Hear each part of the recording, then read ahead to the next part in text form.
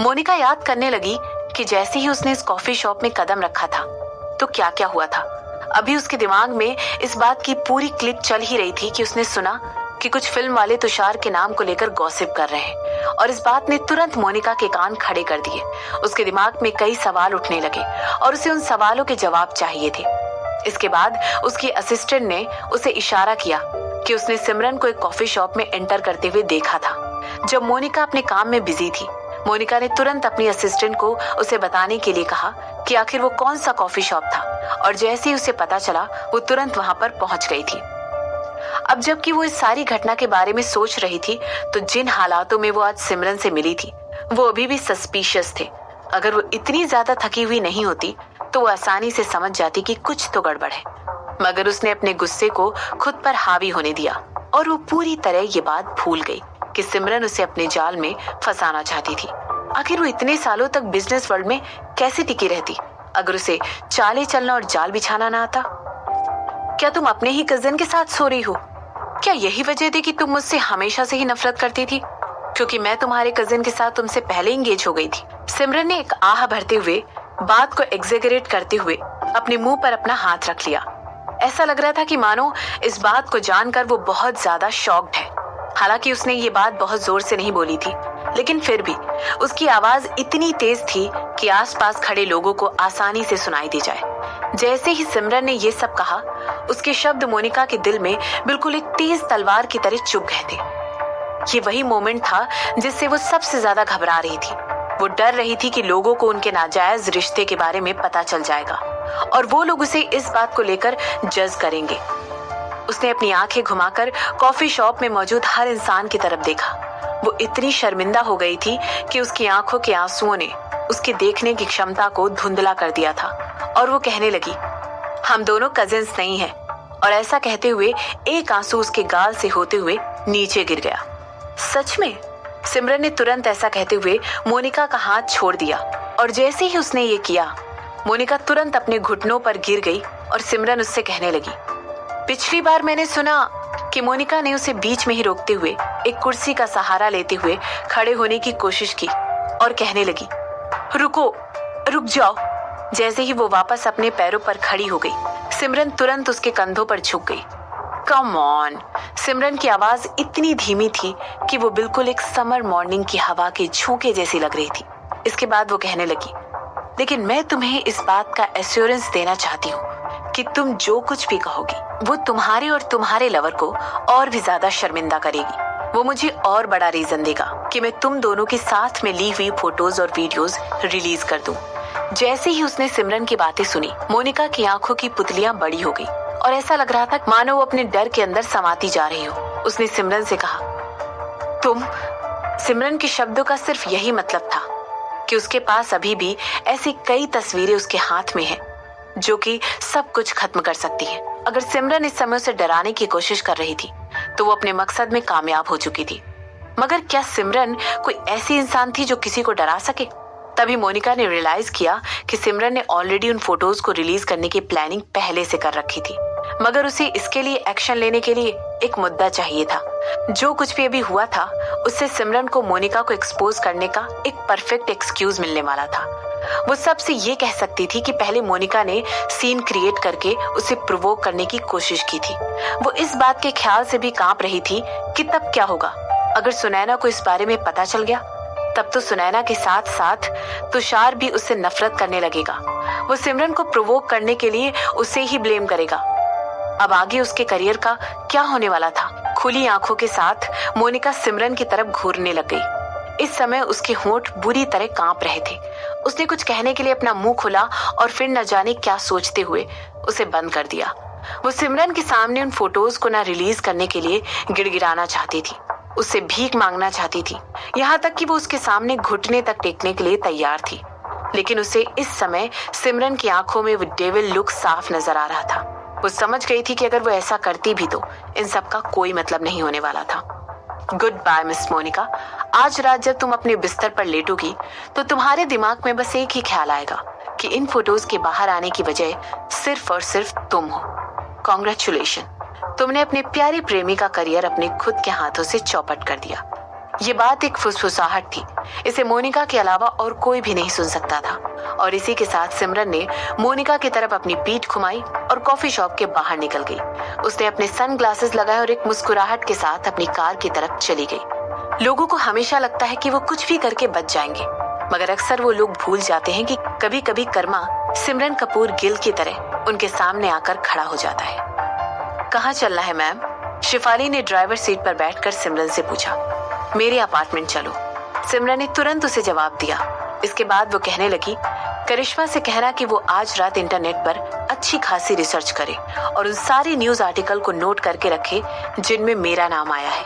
हालांकि सिमरन इस बात के लिए श्योर नहीं थी कि आज के कॉफी शॉप के सीन की कोई भी वीडियो या पिक्चर इंटरनेट पर अपलोड की जाएगी, मगर उसे प्रिपरेशन करके ऐसा होने से रोकना था, वरना इससे उसके खुद के प्लान्स में इंटरफेरेंस होती। 30 मिनट से भी कम समय में सिमरन वापस अपने अपार्टमेंट पहुंच गई। अभी शाम के 5 ही बजे थे, लेकिन सिमरन बहुत ज्यादा थकी हुई लग रही थी।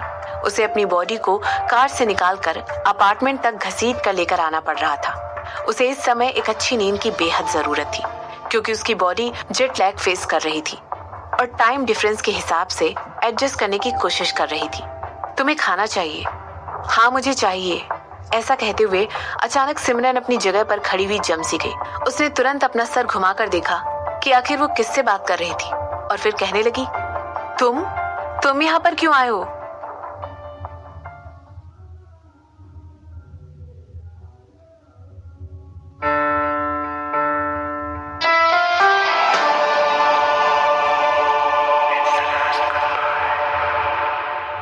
क्या तुम मुझे देखकर सरप्राइज हो गई? फरहान ने सिमरन की तरफ स्माइल करते हुए देखा और तुरंत उसके सामने मैकडॉनल्ड्स का चिकन बाइट्स का डब्बा साइड में रखी हुई छोटी सी टेबल पर रख दिया। नगेट्स? सच में? सिमरन ने एक आईब्रो उठाते हुए एक पीस उठाया और तुरंत अपने मुंह में डाल दिया। आहा, मुझे पता था तुम्हें चिकन बाइट बहुत पसंद है। अब प्रिटेंड करना बंद भी करो। फरहान ने तुरंत अपनी आंखें घुमाते हुए सिमरन से कहा। इसके बाद वो खुद को कंफर्टेबल करता हुआ वहां पर रखे हुए काउच पर बैठ गया और सिमरन को हाई हील शूज उतारते हुए देखने में लग गया। इसके बाद वो कहने लगा, क्या तुम्हें किसी ने थप्पड़ मारा है? अपनी आईब्रोज को सिकोड़ते हुए उसने सिमरन के गाल के एक साइड पर एक पिंक कलर का निशान देखा। सिमरन ने हाँ में सिर हिलाते हुए कहा। इसके बाद वो फरहान के बगल में जाकर बैठ गई और उससे कहने लगी, तुम्हें पता है एक्टिंग एक बहुत ही थका देने वाला काम है। मैं तो ये सोच रही हूँ कि एक्टर और एक्ट्रेस आखिर ये करते कैसे हैं। ऐसा कहने के बाद सिमरन ने एक और नगेट का पीस उठाया और अपने मुंह में रख लिया। इसके बाद वो कहने लगी, बाय द वे तुम यहाँ पर क्यों आए हो? इस हफ्ते तो तुम्हारा उदयपुर में फैशन वीक है ना? क्या तुम्हें उसमें बिजी नहीं होना चाहिए? अपने दोस्तों के साथ उदयपुर वापस जा ही रहा था कि तभी मुझे किसी के हस्बैंड का कॉल आया कि मैं उसकी वाइफ को चेक करके बताऊं कि वो ठीक है या नहीं। फरहान ने जवाब देते हुए कहा, ओह, तब तो तुम्हें इसकी आदत पड़ जानी चाहिए, क्योंकि उस किसी का हस्बैंड अब तुम्हें बार बार ऐसे ही परेशान करने वाला है। सिमरन ने खिलखिलाकर हंसते हुए कहा, सीरियसली? क्या अब तुम दोनों अपने बारे में सोचना छोड़कर एक सिंगल हैंडसम और कैरिस्मेटिक आदमी को जलाना छोड़ सकते हो? तुम्हें हर बार ऐसा क्यों करना होता है? फरहान ने पूछा। सीरियसली फरहान, सिमरन ने धीरे से बोलते हुए कहा और फरहान को एक और गिलास वोडका पीते हुए देखने लगी और कहने लगी, तुम एक 30 साल के सक्सेसफुल आदमी हो जो कि मेरी फ्रेंड के लिए अपनी फीलिंग्स छुपा रहे हो, और तुम ऐसा कब से कर रहे हो? 5 साल से। 5 साल और 2 महीने। फरहान ने तुरंत सिमरन को करेक्ट करते हुए कहा और एक आह भरते हुए फिर से कहने लगा, कनिका, वो अभी भी अपने जख्मों को भर रही है। मैं उसे जल्दी करने के लिए नहीं कह सकता हूँ। बेवकूफ, सिमरन ने चिढ़ते हुए कहा। इसके बाद वो कहने लगी, अगर वो किसी और को डेट कर रही है तो तुम उसे ब्लेम नहीं कर सकते हो, क्योंकि उसे पता ही नहीं है कि तुम्हारे दिल में उसके लिए फीलिंग है। क्या तुम पीछे बैठकर बस तमाशा ही देखने वाले हो? क्या तुम कुछ भी नहीं करने वाले हो, या फिर तुम अपने आंसुओं में डूबने वाले हो? तुम सच में एक आदमी हो या कुछ और प्लीज उसे सिर्फ ये प्रूफ करने के लिए कि तुम गे नहीं हो, अपने साथ लड़कियों को घुमाना बंद कर दो। सिमरन ने अपनी बात को आगे बढ़ाते हुए कहा। फरहान के दिल में कनिका के लिए जो भी फीलिंग थी वो सिमरन से कभी भी छुपी हुई नहीं थी। दरअसल उसने एक्सीडेंटली इस बारे में तब पता लगा लिया था जब उसने कनिका की फोटो फरहान के वॉलेट में देख ली थी। हालांकि तब भी उसने इसे एक सीक्रेट ही रखा और डिसाइड किया कि वो इस मामले में कोई भी इंटरफेयर नहीं करेगी, बल्कि किस्मत को उन दोनों के लिए फैसला करने देगी। आखिर किसने सोचा था कि फरहान इतना बड़ा बुज़दिल होगा कि वो कनिका के लिए अपनी फीलिंग्स को इतने सालों तक अपने दिल में दबाए रखेगा। और किसने सोचा था कि सिमरन की दोस्त भी इतनी डम होगी कि वो फरहान के प्यार भरे इशारों को इतने सालों तक नोटिस नहीं कर पाएगी। अगर सिमरन के बस में होता तो वो इन दोनों के बीच में आकर इनमें कुछ अक्ल डाल देती, मगर कनिका के अभी भी कुछ ऐसे गड़े हुए मुर्दे थे जो इतने सालों के बाद भी उसकी जिंदगी से बाहर नहीं गए थे। सिमरन इस मामले में पढ़कर ऐसा कुछ नहीं करना चाहती थी जिससे उनकी सालों पुरानी दोस्ती यूं ही एक झटके में खत्म हो जाती।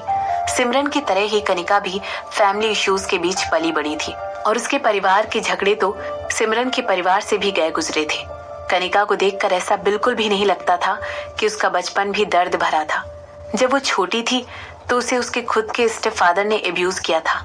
हालांकि ये सब होने के बाद उसकी दादी माँ ने उस आदमी को जेल पहुंचा दिया था, लेकिन जुर्म हो जाने के बाद इन सब का कोई फायदा नहीं था। कनिका फिजिकली, इमोशनली और मेंटली टूट चुकी थी। शायद अपने पास्ट की इसी घटना की वजह से कनिका हमेशा समाज में अपनी जगह बनाती हुई थी। इसके अलावा जब वो बड़ी हुई तो उसने दूसरे आदमियों की अटेंशन अपनी तरफ खींचना शुरू कर दिया। वो कोई दिलों से खेलने वाली लड़की नहीं थी, लेकिन कनिका आज तक किसी भी सीरियस रिलेशनशिप में नहीं आई थी। आज तक वो कैजुअली लड़कों को डेट करती आई थी, क्योंकि इससे उसे लगता था कि वो खूबसूरत और अट्रैक्टिव है और इससे उसे एक इंसान होने का एहसास होता था। ऑफ कोर्स ऐसे कनिका तब तक थी जब तक वो लंदन में सिमरन से नहीं मिली थी, लेकिन जब दोनों मिले तो उन दोनों ने साथ में थेरेपी लेने का फैसला किया। इसके बाद वो साथ में रोए और उन दोनों ने ही डिसाइड किया कि वो दोनों अपने अतीत को भुला देंगे। सबसे इम्पोर्टेंट बात, वो दोनों साथ में स्ट्रांग हुए। कनिका को जो वैलिडेशन चाहिए था उसे वो मिल गया था, लेकिन उसे अभी भी कोई ऐसा आदमी नहीं मिला था जिसके साथ वो सीरियस रिलेशनशिप शुरू कर सके। पता नहीं उसे अपने रिजेक्ट किए जाने का डर था या कोई और बात थी। सिमरन को इस बारे में नहीं पता था। उसे बस इतना पता था कि कनिका बिल्कुल किसी और औरत की तरह ही है, बाहर से सख्त और अंदर से कमजोर और डेलिकेट। हालांकि ये एक ऐसी बात थी जो फरहान की समझ से बाहर थी। बहुत सालों से फरहान इस तरह एक्टिंग करता था जैसे कि वो कनिका और सिमरन का बड़ा भाई है, और फरहान भी उन दोनों औरतों के साथ अपनी फ्रेंडशिप को बहुत सराहता था। लेकिन उसे उन दोनों के साथ फ्रेंडशिप खत्म होने का और इससे भी ज्यादा कनिका से रिजेक्ट होने का डर था। इसके बाद उन सब की फ्रेंडशिप का आखिर क्या होता?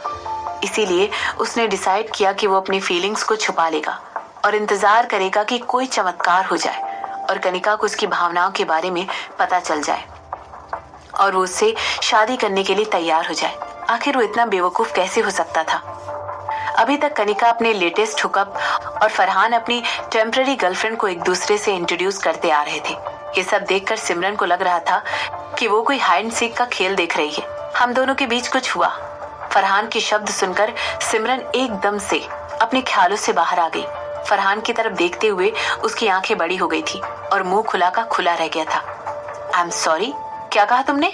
सिमरन ने फरहान से पूछा। ऐसा लग रहा था कि वो ये क्लेरिफाई करना चाह रही थी कि उसने सही सुना है। मैंने कहा हमारे बीच कुछ हुआ है, फरहान ने सिमरन से कहा। सिमरन ने रिएक्शन दिया। समझ जाओ सिमरन, तुम इतनी समझदार हो, फरहान ने आवाज ऊंची करते हुए कहा। ये कब हुआ? सिमरन ने पूछा। जब तुमने हम दोनों को पार्टी दी थी। बार में उस रात हम दोनों ने बहुत ज्यादा पी रखी थी और हम दोनों ही खुद को कंट्रोल नहीं कर पाए थे। और मैं, फरहान सिमरन को बताने लगा। ओ माय गॉड, तो उस रात के बाद तुम कनिका से दूर भागने लगे? ऐसा कहते हुए सिमरन अपनी सीट से उठ गई और फरहान की तरफ चली गई। वो इस समय बार काउंटर पर बैठा हुआ था। इसके बाद सिमरन ने पूछा, तो क्या तुमने? इसके जवाब में फरहान ने धीरे से अपना सिर हिलाया और सिमरन से नजरें चुराने लगा। व्हाट द हेल, तुम ऐसे क्यों एक्टिंग कर रहे हो जैसे कि तुम कोई लड़की हो? आखिर तुम भाग क्यों आए? क्या तुम पागल हो? सिमरन फरहान से पूछने लगी।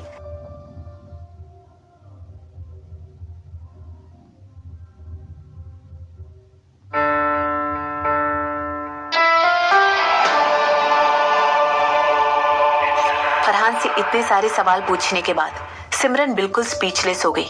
तुम्हारी हिम्मत कैसी हुई? सिमरन ने चिल्लाते हुए फरहान से कहा और अपनी आंखें बड़ी करके उसकी तरफ देखा। इसके बाद वो भागकर अपने हैंडबैग के पास गई और उसमें से एक फोन निकालने लगी। नहीं, उसे कॉल मत करो। फरहान ने तेजी से सिमरन को रोका और कहने लगा, प्लीज, ऐसा करने से वो बहुत ज्यादा एम्बैरेस हो जाएगी।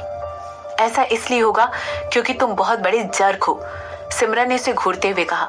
उसे फरहान पर यकीन ही नहीं हो रहा था। इसके बाद वो कहने लगी, आखिर तुम इतने बड़े बेवकूफ कैसे हो सकते हो? गॉश, क्या मैं तुम्हें एक बार थप्पड़ मार सकती हूँ? प्लीज मारो मुझे, मैं ये सब डिजर्व करता हूँ, फरहान ने अपने कंधे उचकाते हुए कहा। इसके बाद वो कहने लगा, मुझे डर था कि कहीं वो नशे में इस तरह उसका फायदा उठाने के लिए मुझ पर गुस्सा ना हो। मैं 1 हफ्ता हो चुका है और उसने अभी तक मुझे कॉल नहीं किया है। मुझे नहीं पता है कि कहीं वो मुझसे गुस्सा तो नहीं। ऑफ कोर्स वो तुमसे बहुत ज्यादा गुस्सा होगी फरहान। आखिर तुम इतना ज्यादा इररिस्पॉन्सिबल कैसे हो सकते हो? तुम दोनों को बात करनी चाहिए, और इस पर मेरा मतलब है प्रॉपर तरीके से बात, जैसे कि 2 नॉर्मल एडल्ट्स करते हैं, सिमरन ने फरहान को समझाते हुए कहा। इसके बाद सिमरन सोचने लगी कि उस रात जब फरहान वो सब होने के बाद यूं ही भाग गया तो कनिका जरूर टूट गई होगी। अगर वो इस समय भी उसे कॉल करेगी तो वो इस बारे में बात जरूर करना चाहेगी। सिमरन ने एक आह भरते हुए कहा, ठीक है, तुम यहीं रुको, मैं जाकर पहले अपने कपड़े चेंज कर लेती हूँ। ये बात तो सबको पता थी कि फरहान को थोड़े सांवले रंग की औरतें ज्यादा ही पसंद आती हैं, लेकिन कनिका को ये बात नहीं पता थी कि वो ही फरहान की पसंद थी। वो एग्जैक्टली उस तरह की औरत थी जिसे फरहान पसंद करता था, मगर पता नहीं क्यों वो इस बात को रियलाइज नहीं कर पाई थी। वो फरहान को एक बड़े भाई की तरह ट्रीट करती थी और उसे गे होने के लिए और आदमी और औरतों दोनों के साथ सोने के लिए चढ़ाया करती थी, जबकि कनिका हुकअप करने के लिए ओकेजनली एक्टर्स और मॉडल्स को चूज करती थी। फरहान बस दिखावे के लिए लड़कियों को चूज करता था और इसी के जरिए वो सबको बताना चाहता था, स्पेशली कनिका को बताना चाहता था कि वो गे नहीं है। आखिर फरहान की हरकतों को मिसअंडरस्टैंड करने के लिए भला कौन कनिका को जिम्मेदार ठहराता, है ना? सिमरन ने जल्दी से एक शावर लिया और तुरंत अपने कंफर्टेबल पजामा पहन लिए। फिर उसे रियलाइज हुआ कि उसने शशांक को ये बात नहीं बताई कि फरहान उससे मिलने आया हुआ है। इसके बाद कमरे से बाहर जाने से पहले उसने उसे इस बारे में एक मैसेज ड्रॉप कर दिया। सिमरन को ये देखकर बहुत हैरानी हुई कि फरहान ऑलरेडी काउच पर सो चुका था। उसने उसका सिर धीरे से हिलाया और उसके बाद एक एक्स्ट्रा ब्लैंकेट उसके ऊपर डालकर उसे कवर कर दिया। हालांकि सिमरन सच में फरहान की मदद करना चाहती थी, लेकिन उसे अपनी बाउंड्रीज अच्छी तरह से पता थी। सिमरन ने एक और आह भरी और इसके बाद वो उन चीजों पर काम करने लग गई जिस पर उसे वर्क करना था। यहाँ सिमरन अपने प्लान्स को फाइनलाइज कर रही थी और उधर मल्होत्रास पर मानो कहर ही टूट पड़ा था। सुनैना काउच पर बैठकर रो रही थी। इस समय उसकी आंखें बहुत ज्यादा फूली हुई थी और उसकी बॉडी इतनी ज्यादा रोने की वजह से कांप रही थी। रोते रोते वो कहने लगी, करण प्लीज, ये मेरी इकलौती गलती है। मैंने उस दिन बहुत ज्यादा पी रखी थी। प्लीज, मैं कभी भी तुम्हें धोखा देने के बारे में सोच भी नहीं सकती हूँ। इस समय सुनैना की आवाज बहुत ज्यादा कांप रही थी और उसके कंधे झुके हुए थे। वो अपने पति के सामने भीख मांगते हुए कह रही थी, तुम्हें पता है मैं तुमसे कितना प्यार करती हूँ। स्टॉप इट, करण ने सुनैना को डांटते हुए कहा। इसके बाद वो कहने लगा, तुम बहुत ज्यादा शोर मचाती हो, बस इन पेपर्स पर साइन कर दो ताकि हम दोनों का डिवोर्स फाइनलाइज हो सके। डैड, आप मॉम के साथ ऐसा नहीं कर सकते हैं, तुषार ने मिस्टर कपूर को टोकते हुए कहा। शट अप तुषार, तुम भी अपनी माँ की तरह ही हो, करण ने सुनैना को घूर कर देखते हुए कहा और कहने लगा, साइन करो। नहीं, उसने ना में सिर हिलाते हुए कहा। इसके बाद वो कहने लगी, नहीं, मैं नहीं करूंगी, इस पर तुम मेरी लाश से ही साइन करवा लेना। तुम? मिस्टर कपूर ने उबलते हुए कहा। करण प्लीज, आखिर तुम मुझे इस तरह कैसे ट्रीट कर सकते हो? क्या जब तुमने मेरे साथ बहुत पहले चीटिंग की थी तब मैंने तुमसे डिवोर्स मांगा था? तुमने मेरे साथ एक औरत के लिए नहीं, 2 औरतों के लिए नहीं, बल्कि कई औरतों के लिए चीटिंग की। क्या तुम्हें याद नहीं है कि जब मैं प्रेग्नेंट थी, जब तुषार होने वाला था, तब तुम कितनी औरतों के साथ सोया करते थे? और जब मैंने एक बार गलती कर दी तो तुम इतना हंगामा कर रहे हो। आखिर तुम इतने निर्दयी कैसे हो सकते हो? सुनैना ने मिस्टर कपूर को जवाब देते हुए कहा। मिस्टर कपूर ने सुनैना के शब्दों का मजाक उड़ाते हुए कहा, तुम्हें लगता है ये तुम्हारे बारे में है? तुम स्टूपिड औरत, तुम्हें लगता है अगर तुम मुझ पर चीट करती तो मुझे इस बात की परवाह होती? नहीं सुनैना। इसके बाद मिस्टर कपूर ने अपनी टाई लूज करते हुए अपने लिए विस्की का एक गिलास बनाया और कहने लगे, दुनिया में जितने भी मर्द हैं तुम उन सभी के साथ सो सकती हो और मुझे इस बात की कोई परवाह नहीं होगी जब तक तुम इस बात को एक सीक्रेट की तरह रखती हो। मुझे इस बात से कोई प्रॉब्लम नहीं है। तुम सुनैना ने हकलाते हुए कहा, क्या तुम? ऑफ कोर्स, मैं ऐसा ही चाहता हूँ। तुम्हें लगता है तुम जो अभी तक अपने ड्राइवर के साथ इतनी रातों से सोती आ रही हो, मुझे इस बारे में पता नहीं है? मुझे इस बारे में बहुत पहले से पता है, मगर क्या कभी मैंने इस बारे में तुमसे कुछ कहा? नहीं। जब तक तुम मेरी वाइफ होने का फर्ज अच्छी तरह निभाती हो और मेरे शेयर होल्डर्स के लिए स्माइल करती हो, तब तक मुझे इस बात से कोई प्रॉब्लम नहीं है। ऐसा कहने के बाद जब मिस्टर कपूर ने सुनैना का शॉक्ड चेहरा देखा, वो आगे कहने लगे, मगर पता नहीं क्यों तुम्हें किसी को किसी बात से नाराज करना था और खुद को एक्सपोज करवाना था। तुम्हें क्या लगता है अगर मैं तुम्हारी जैसी पत्नी रखूंगा तो मेरी कंपनी का क्या होगा? ऐसा कहते हुए मिस्टर कपूर ने अपने लिए एक और गिलास विस्की का बनाया और कहने लगे, अब साइन करो इसे। तो क्या तुम्हें बस इसी बात की फिक्र है? ऐसा कहते हुए सुनैना अपनी जगह से उठी और मिस्टर कपूर की तरफ उंगली उठाते हुए कहने लगी, करण, और मेरा क्या? हमारी फैमिली का क्या? बताओ मुझे। पिछले 30 सालों से हम दोनों साथ में हैं। क्या तुम मुझे प्यार करते हो? क्या तुमने मुझसे कभी प्यार किया भी था? एक बार भी? जैसे ही सुनैना ने ये सब कहा, मिस्टर कपूर उसका मजाक उड़ाते हुए हंसने लगे और कहने लगे, तुम तो प्यार की बातें ऐसे कर रही हो जैसे तुम्हें पता हो कि प्यार क्या है। इसके बाद उन्होंने सुनैना को ऊपर से नीचे तक देखा और कहा, तुम्हें देखकर मुझे शर्म आती है, तुम मुझे शर्मिंदा करती हो। जैसे ही सुनैना ने देखा कि मिस्टर कपूर अपनी जगह से उठ गए और उससे दूर जा रहे हैं, वो तुरंत दौड़कर उनके पास गई और उन्हें पीछे से हक करते हुए कहने लगी, प्लीज करण, हम ये सब ठीक कर सकते हैं। मैं लंदन छोड़कर चली जाऊंगी, मैं यूरोप तक छोड़कर चली जाऊंगी, हम ये सब फिर से शुरू कर सकते हैं। ऐसा कहते हुए सुनैना की आंखों में अनगिनत आंसुओं की बाढ़ आ गई। करण उससे नफरत करता था। पता नहीं सुनैना को कैसे पता चला था, लेकिन वो जानती थी कि करण उससे शादी करने के लिए हाँ करने से पहले से नफरत करता था। ये सब उसकी सजा थी, ये सब कर्मा था, क्योंकि उसने उस औरत को मार दिया था जिससे करण कभी प्यार करता था। मगर क्या ये उसकी गलती थी? एक जवान औरत होने के नाते वो करण से तब से इंगेज थी जब वो एक बच्ची थी। सुनैना को अभी तक इस बात का यकीन नहीं हो रहा था कि उसका दिल उस समय क्लर्क पर आ गया था। नहीं, सुनैना उस औरत के साथ जो कुछ भी हुआ था उसके लिए खुद को कभी ब्लेम नहीं करती। उसने वही किया जो उसे अपने सपनों के राजकुमार को पाने के लिए करना था। तो क्या उसने करण को इतना ज्यादा प्यार करके गलत किया? डिवोर्स पेपर पर साइन करो और लंदन छोड़कर चली जाओ, मुझे अब यहाँ रहकर और बिजनेस करना है। ऐसा कहते हुए मिस्टर कपूर ने सुनैना के हाथ अपने ऊपर से झटक दिए। उनके चेहरे पर इस समय ऐसा लुक था जैसे मानो उन्हें इस बात से कोई फर्क ही नहीं पड़ रहा था। इसके बाद वो कहने लगे, यही वो शादी है सुनैना जो तुमने हमेशा से चाही थी। अब तुम एक नेक औरत की तरह इस बात की कंप्लेन नहीं कर सकती हो, क्योंकि तुम वो हो ही नहीं।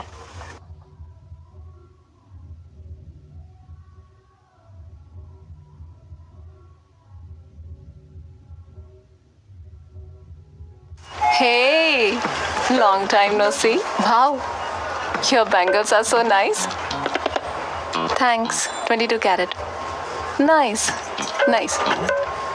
पर ये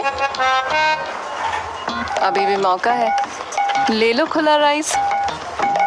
कविता, अगर ये बैंगल 14 कैरेट के होते तो कैसा लगता? अरे 14 कैरेट सोना थोड़ी ना होता है। तो वैसे ही खुला राइस प्योर बासमती हो, ये थोड़ी जरूरी है। खुला है तो बासमती नहीं, बासमती है तो खुला नहीं।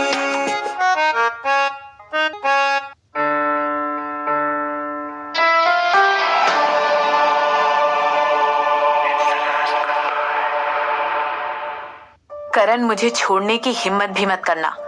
करण, इधर वापस आओ। सुनैना अपने पति के पीठ पीछे चिल्लाने लगी और मिस्टर कपूर उससे दूर, बहुत दूर जाने लगे। सुनैना तब तक चिल्लाती रही जब तक वो बेहोश होकर जमीन पर नहीं गिर पड़ी। Mom, mom! तुषार ने तुरंत अपनी माँ की मदद करते हुए उसे जमीन से उठाया और काउच पर लिटा दिया। इसके बाद उसने अपने नौकरों से उसके लिए एक गिलास पानी लाने के लिए कहा। फिर वो अपनी माँ से कहने लगा, डैड को हो क्या गया है? वो हमेशा तो इतने क्रूर तरीके से बात नहीं करते हैं। आखिर आपने ऐसा क्या किया? जिस वजह से उन्हें इतना गुस्सा आ गया। जब उसके माँ बाप लड़ रहे थे तब तुषार वहीं था, इसीलिए उसे पता चल गया था कि उसकी माँ ने उसके पिता को धोखा दिया है। जबकि वो ये बात समझ गया था कि उसके पिता के लिए उसकी माँ का किया गया धोखा बहुत ही ज्यादा पेनफुल है, लेकिन उसे अभी भी विश्वास नहीं हो रहा था कि उसके पिता इतने हार्टलेस और माफी ना देने वाले इंसान कैसे हो सकते हैं। उसे ऐसा लग रहा था जैसे उसके पिता रातों रात कोई अलग ही इंसान हो गए हों। क्या ये सब कुछ बस एक स्कैंडल की वजह से हुआ था? नहीं, तुषार को ऐसा नहीं लग रहा था। ऐसा लग रहा था मानो उसके पिता बहुत टाइम से अपने अंदर भरे हुए गुस्से को दबाते जा रहे थे और आज उन्होंने अपना सारा गुस्सा उसकी माँ पर निकाल दिया था। मुझे नहीं पता, सुनैना ने ना में सिर हिलाते हुए कहा। वो ये बात कभी भी एडमिट नहीं करती कि उसने मिस्टर कपूर को पाने के लिए एक औरत को मार दिया था। कभी नहीं, अगर वो मर जाती तब भी नहीं। इसके बाद वो तुषार से कहने लगी, तुषार, अब हम क्या करेंगे? मैं तुम्हारे पिता को डिवोर्स नहीं देना चाहती हूँ। मैं तुम्हारे पिता से बहुत प्यार करती हूँ। ये बस एक गलती थी, तुम्हें मेरा विश्वास करना होगा। ये एक गलती थी। मैंने बहुत शराब पी रखी थी, मैं अपने होश में नहीं थी। मुझे आप पर विश्वास है। ऐसा कहते हुए तुषार ने सुनैना को गले लगा लिया और कहने लगा, रोना बंद करिए, हम इसे ठीक कर देंगे। सुनैना अपने बेटे की बाहों में रोती रही। करीबन 1 घंटे बाद वो शांत हो पाई थी, लेकिन उसकी आंखों में अभी भी बहुत दुख भरा हुआ था। वो एक और पानी का ग्लास पीते हुए कहने लगी, मुझे पता है ये किसने किया है। ये जरूर उस सिमरन ने किया है। मैं जानता हूँ वो सिमरन है जिसने मेरी फोटोज रिलीज की है, मगर आपकी? ऐसा कहते हुए तुषार ने अपनी बात पूरी नहीं की। इसके बाद वो कहने लगा, जो फोटोज ऑनलाइन है उनमें से कुछ फोटोज के ऊपर डेट भी डली हुई है और वो तो सिमरन के साथ एंगेज होने के बहुत पहले की है। आखिर वो आपको फॉलो करने के लिए और आपकी फोटोज लेने के लिए किसी को क्यों हायर करती, जबकि तब हमारी एंगेजमेंट भी नहीं हुई थी? नहीं, सिमरन इतनी स्मार्ट नहीं है। उसने उस समय फ्यूचर नहीं देखा होगा। वो अपनी आगे की नहीं सोच सकती है। ये जरूर कोई और है। ऐसा सोचते हुए तुषार ने अपना सिर हिलाया। वो इस बात को लेकर श्योर था कि उन लोगों की एंगेजमेंट होने से पहले ही सिमरन ने किसी को उसकी माँ पर नजर रखने के लिए नहीं कहा होगा। ये जरूर कोई और है जिसने ये सब किया है। हाथों को मुट्ठी में बांधने के बाद सुनैना ने तुषार की बातों का कोई जवाब नहीं दिया। सिमरन ने उसे एक बार कहा था कि वो तुषार की इंडिसेंट फोटोज ऑनलाइन रिलीज जरूर करेगी। तब भी ये बात सुनकर सुनैना बहुत ज्यादा अनईजी हो गई थी। हालांकि जब तुषार ने सुनैना को बताया कि जरूर इन सब चीजों से डील करने के लिए सिमरन के पास्ट में से कोई उसकी मदद कर रहा है, सुनैना थोड़ी सी रिलैक्स हो गई। वो सोचने लगी कि अब वो सिमरन को अपने इरादों में कामयाब नहीं होने देगी। आखिर किसने सोचा था कि सिमरन उन पर उनका प्लान कंप्लीट होने के पहले ही अटैक कर देगी। आप कहाँ जा रही हैं? तुषार ने अपनी माँ से पूछा जब उसने देखा कि सुनैना अपनी जगह से उठकर कहीं जा रही है। आराम करने, सुनैना ने बिना तुषार की तरफ देखे उसे जवाब देते हुए कहा। सच पता लगाने के लिए उसे सिमरन से बात करना जरूरी था। इसके अलावा उसे उसके अगेंस्ट एक नए प्लान की जरूरत भी थी। जैसे ही सुनैना अपने रूम की तरफ वापस जा रही थी, उसके दिमाग में सिमरन के खिलाफ बुरे ख्याल भरे हुए थे। जैसे वो अपने रूम में वापस गई, उसने तुरंत सिमरन का नंबर डायल किया। हेलो, सुनैना ने फोन पर कहा। सुनैना, ये तो एक सरप्राइज है। आई होप सब कुछ ठीक है। सिमरन की आवाज पूरे कमरे में गूंजने लगी। सुनैना ने स्पीकर ऑन किया हुआ था। मैंने सुना कि तुम लंदन में हो? सुनैना ने सिमरन से पूछा। हाँ, मैं हूँ, सिमरन ने जवाब दिया। क्या मैं तुमसे मिल सकती हूँ? मुझे लगता है हमें बात करनी चाहिए, सुनैना ने कहा। ऑफ कोर्स, मुझे टाइम और एड्रेस मैसेज कर देना। जिस आवाज ने सिमरन ने ये सब कहा था, उसे सुनकर सुनैना को बहुत ज्यादा इरिटेशन हो रही थी। सिमरन की आवाज में एक अजीब सी सॉफ्टनेस थी, जिसे सुनने पर ऐसा लग रहा था जैसे कि वो बहुत ही भोली सी लड़की है। मैं कर दूंगी, तो फिर कल मिलते हैं, सुनैना ने कॉल काटने से पहले कहा। इसके बाद उसने एक और नंबर डायल किया और उसके दिमाग में एक शैतानी प्लान शुरू हो चुका था। क्योंकि सिमरन को लोगों को डिलीट करना बहुत पसंद था, तो क्यों ना उसी का तरीका उस पर आजमाया जाए। मंगलवार का दिन था और सिमरन आज एक्सरसाइज करने के लिए सुबह जल्दी उठ गई थी।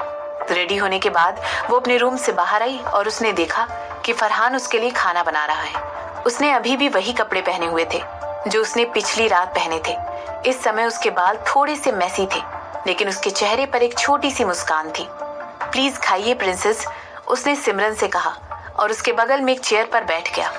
इसके बाद उसने इशारा करके शिफाली को भी उन्हें ज्वाइन करने के लिए कहा, लेकिन शिफाली ने सिमरन के घर पर आकर रिपोर्ट करने से पहले ही अपना ब्रेकफास्ट कर लिया था, इसीलिए उसने फरहान को मना कर दिया। ब्रेकफास्ट खत्म करने के बाद फरहान ने सिमरन से उसे एयरपोर्ट तक ड्रॉप करने के लिए कहा, क्योंकि वो वापस उदयपुर जा रहा था। अब मुझे जाना होगा, ब्रेकफास्ट और विस्की के लिए बहुत बहुत शुक्रिया। ऐसा कहते हुए फरहान ने अपने हाथ अपनी पॉकेट में डाल दिए। सिमरन कार को टेक लगाकर अपने हाथ फोल्ड करके खड़ी हुई थी। वो दोनों एयरपोर्ट पहुंच चुके थे, लेकिन सिमरन ने अभी भी अपनी चुप्पी नहीं तोड़ी थी। फरहान ने सिमरन से कहा, क्या तुम अपने बड़े भाई से कुछ भी नहीं कहोगी? उसे गले नहीं लगाओगी? उसे जाने के लिए विश नहीं करोगी? ऐसा कहते हुए फरहान ने अपना सिर नीचे किया और धीरे से हंसते हुए कहने लगा, शायद मैं यही सब डिजर्व करता हूँ। बिल्कुल सही कहा तुमने। ऐसा कहते हुए सिमरन फरहान की तरफ चलकर जाने लगी। अपनी 5 इंच की हील में सिमरन का सर फरहान के चिन तक आराम से आ रहा था। इसके बाद सिमरन अपनी हल्की भूरी आंखों से फरहान की आंखों में घूर कर देखते हुए कहने लगी, मैं किसी की भी साइड लेना नहीं चाहती हूँ, लेकिन मुझे अभी भी लगता है कि तुम एक इडियट हो। कनिका एक ऐसी औरत है जो एक सर्वाइवर की आत्मा के साथ पैदा हुई है। वो एक योद्धा है, मगर उसका दिल बस प्यार और अफेक्शन चाहता है। प्लीज फरहान, प्लीज उससे बात करो, सिमरन ने फरहान को एडवाइस देते हुए कहा। ऐसा सुनते ही फरहान ने सिमरन को गले लगा लिया और उसकी अपने लिए चिंता देखकर खुश हो गया। सिमरन के फोरहेड पर किस करने के बाद वो धीरे से कहने लगा, मैं ऐसा ही करूंगा, थैंक यू।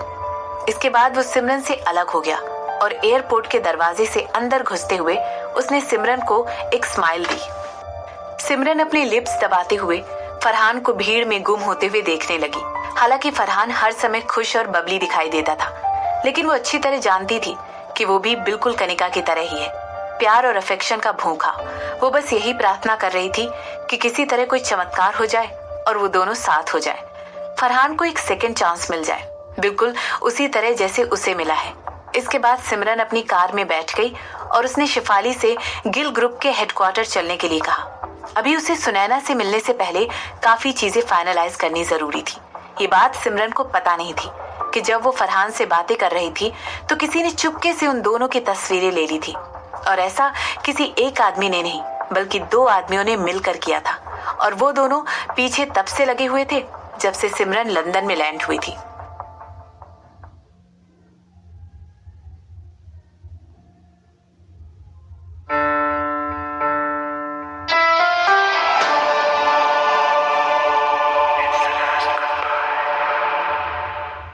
फरहान को एयरपोर्ट पर ड्रॉप करने के बाद सिमरन मीटिंग करने के लिए गिल ग्रुप ऑफ इंडस्ट्रीज के हेडक्वार्टर पहुंच गई थी। ये मीटिंग उनके हेड ऑफिस को उदयपुर रीलोकेट करने के लिए थी। वो चाहती थी कि उसके कंपनी के एम्प्लॉयज को पता होना चाहिए कि रीलोकेट करने के लिए क्या तैयारियां करनी जरूरी थी। इसके बाद सिमरन को थर्सडे को वापस उदयपुर भी जाना था। अपने ऑफिस में आधा दिन बिताने के बाद सिमरन लंदन के सोहो स्ट्रीट के एक प्राइवेट रेस्टोरेंट की तरफ चली गई। सोहो स्ट्रीट को वहां के हाई एंड जेंटलमैन क्लब्स के लिए जाना जाता था, लेकिन सुनैना ने सिमरन को वहां पर मिलने के लिए बुलाया था। इस बात से सिमरन को कोई खास फर्क नहीं पड़ा था। आज वो दिन था जब सुनैना अपने खुद के बेटे की कब्र खोदने वाली थी। जैसे ही सिमरन वहां पहुंची, वो अपनी आंखें घुमाकर उस शानदार प्राइवेट रूम की तरफ देखने लगी, जो कि सुनैना ने आज की मीटिंग के लिए रिजर्व किया था। रूम के बिल्कुल बीचों बीच एक बड़ी सी बैंक्वेट टेबल थी, जिस पर 14 लोग आराम से बैठ सकते थे। उस रूम में बेहद खूबसूरत रंग बिरंगी ग्लास विंडोज थी और दीवारों पर ओक की लकड़ियों के पैनल लगे हुए थे। मैंने सोचा नहीं था कि तुम इतनी ज्यादा बहादुर होगी, सुनैना ने बात की पहल करते हुए कहा। वही सिमरन अभी भी उस रूम को निहारने में बिजी थी। भला मैं तुमसे क्यों डरूंगी? सिमरन ने पूछा। जो कुछ भी तुमने मेरे बेटे के साथ किया है, उसके बाद तुम्हें मुझसे डरना चाहिए सिमरन, सुनैना ने सिमरन से कहा। इस समय उसके चेहरे पर बहुत सारा मेकअप लगा हुआ था। ये बात बिल्कुल ऑब्वियस थी कि वो अपनी ज्यादा रोने की वजह से आंखों के नीचे आई सूजन को और अपने डल कॉम्प्लेक्शन को, जो कि कल रात नहीं सोने की वजह से हुआ था, मेकअप की मदद से छुपाना चाहती थी। सिमरन तुरंत अपनी सीट पर बैठ गई और अपने बालों के साथ खेलने लगी। उसके चेहरे पर जरा सी भी शिकन नहीं थी। उसे ऐसा लग रहा था जैसे वो अपनी किसी अच्छी फ्रेंड के साथ एक आफ्टरनून टी पर आई हुई है। सुनैना की तरफ देखते हुए वो कहने लगी, सुनैना तुम कब सीखोगी? इसके बाद अपनी बात को आगे बढ़ाते हुए वो कहने लगी, तुम्हारे पास तुम्हारा चांस था और अब तुम मुझे ऐसे धमका रही हो जैसे कि मेरी बेवकूफी की वजह से तुम इन सारे मामलों में पड़ी हो। मैंने तुम्हें कुछ भी नहीं किया है, मगर तुमने फिर भी तुषार को हर्ट किया। तुम हार्टलेस हो, सुनैना ने जहर उगलते हुए कहा। क्या वो कभी इस बात को एडमिट करती कि ये उसी का प्लान था जिसने बोर्ड ऑफ डायरेक्टर्स को सिमरन को प्रेशराइज करने के लिए कहा था? नहीं, कभी नहीं। हार्टलेस? सिमरन ने उसके शब्दों को दोहराते हुए कहा। इसके बाद वो कहने लगी, ये तो नया है। मैंने अक्सर लोगों को खुद को क्रूल कहते हुए सुना है, मगर हार्टलेस भी अच्छा लगता है। तुम? सिमरन के शब्द सुनकर सुनैना बिल्कुल स्पीचलेस हो गई थी और तभी उसे रियलाइज हुआ कि सिमरन उसके साथ बस शब्दों का खेल खेल रही थी। वो यहाँ पर एक मकसद के लिए आई थी, इसीलिए वो सिमरन को खुद से जीतने नहीं दे सकती थी। नहीं, इस बार नहीं। वो यहाँ से तब तक नहीं जाने वाली थी जब तक वो सिमरन को अपने पैरों में गिरा न दे। इसके बाद एक सेकंड लेते हुए सुनैना ने खुद पर काबू पाते हुए कहा, मैं यहाँ पर तुमसे सौदा करने नहीं आई हूँ। सौदा? इंटरेस्टिंग। सिमरन ने तुरंत एक मीनिंगफुल स्माइल के साथ कहा। इसके बाद वो कहने लगी, आगे बताओ। सिमरन ने देखा कि सुनैना ने अपना बैग खोला है और उसमें से एक मोटा सा एनवेलप निकाला। इसके बाद उसने वो जल्दी से सिमरन को दे दिया। ये ओरिजिनल कॉपी नहीं है, सुनैना ने कहा जब वो एनवेलप खोलने लगी। जैसे ही सुनैना ने देखा कि सिमरन की आंखें बड़ी हो गई हैं और उसकी एक आईब्रो उठ गई है, उसने एक चैन की सांस ली। इसके बाद वो कहने लगी, जैसा कि तुम देख सकती हो, ये उस कांड की फोटोग्राफ्स हैं जो तुमने 7 साल पहले किया था। तुम्हें क्या लगता है अगर मैं इन्हें मीडिया को दे दूं तो? तुम्हें क्या लगता है कॉन्सिक्वेंसेस क्या होंगे? मुझे यकीन है इससे तुम्हारी कंपनी पर बहुत फर्क पड़ेगा। तुम भी पहले इंगेज थी और तुमने अपने मंगेतर से चीटिंग की। इसके बाद तुम एक मेंटल हॉस्पिटल में चली गई क्योंकि तुम डिप्रेशन में थी। तुम्हें पता है इसे देखने के बाद तुम बोर्ड और अपने शेयर होल्डर दोनों का विश्वास खो दोगी। ऐसा कहने के बाद सुनैना चुपचाप बैठकर सिमरन को ऑब्जर्व करने लगी। सिमरन ने सारी फोटोग्राफ्स वापस एनवेलप में रख दी थी। उसके चेहरे पर बहुत ही सीरियस एक्सप्रेशंस थे। इसे देखकर सुनैना को यकीन हो गया कि उसने सिमरन की दुखती नस पर हाथ रख दिया है और वो कहने लगी, अगर तुमने तुषार और मोनिका की फोटोज पोस्ट की तो फिर तुम मुझे इस इंफॉर्मेशन को भी ऑनलाइन डालने के लिए ब्लेम मत करना। मुझे यही ठीक लगा। इस समय उसकी आवाज में एक अलग ही कॉन्फिडेंस था। उसे सच में लगा था कि ये सब देखकर सिमरन डर जाएगी और अपने कदम पीछे ले लेगी। हालांकि जब सिमरन ने ऐसा करने की जगह हंसना शुरू किया तो वो काफी सरप्राइज हो गई। सिमरन की हंसी की गूंज पूरे रूम में साफ सुनाई दे रही थी और वो अपना पेट पकड़ पकड़ कर हंस रही थी। मजाक भरी नजरों से वो सुनैना की तरफ घूर कर देख रही थी और इसके बाद वो कहने लगी, मुझे कहना पड़ेगा सुनैना, मैं बहुत ज्यादा सरप्राइज हो गई थी। मैं सच में सरप्राइज हो गई थी। मेरा मतलब है तुम्हें इतनी हिम्मत किसने दी कि तुम मुझसे ये सब सवाल कर सको? ऐसा कहते हुए सिमरन अपना मुंह दबाकर हंसने लगी।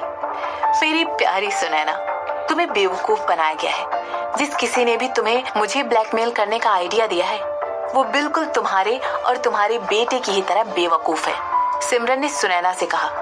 क्या मतलब है तुम्हारा? सुनैना ने तुरंत एनवेलप सिमरन के हाथों से छीनते हुए कहा। इसके बाद वो कहने लगी, ये बिल्कुल एक सही सौदा है। तुषार की रेपुटेशन के बदले तुम्हारी रेपुटेशन। इसके बाद हम दोनों का एक दूसरे से कोई मतलब नहीं होगा। मैं तुम्हें एंगेजमेंट करने के लिए फोर्स नहीं करूंगी और तुम भी मेरी फैमिली के खिलाफ अपनी चालें चलना बंद कर दोगी। सही सौदा?